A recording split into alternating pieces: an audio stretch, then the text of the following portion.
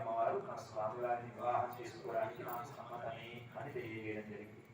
ఇక పక్కన ఉన్నటువంటి తల్లి పేరు భూదేవి అమ్మవారు. తాను కూడా లక్ష్మీ స్వరూపిణిగా ఉన్నటువంటి అమ్మ భూదేవి అమ్మ.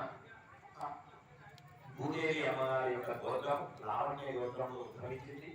ఆ లావణ్య గోత్రంలో ఉద్భవించినటువంటి యొక్క తల్లి గారి యొక్క ముత్తాత గారు విప్ర శర్మ గారు, తాతగారు లక్ష్మణ శర్మ గారు, తండ్రి గారు కాశ్యపశ శర్మ గారు.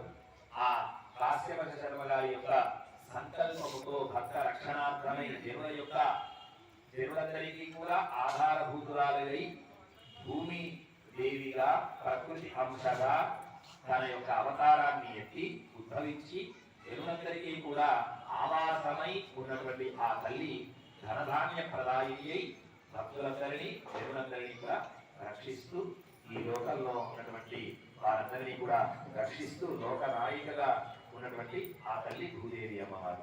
ఇలా ఇరువురి అమ్మవారులు స్వామివారిని వివాహం ఆడడానికి వారు మాకు నిశ్చయమే అని చెప్పి తెలియజేయడం జరిగింది.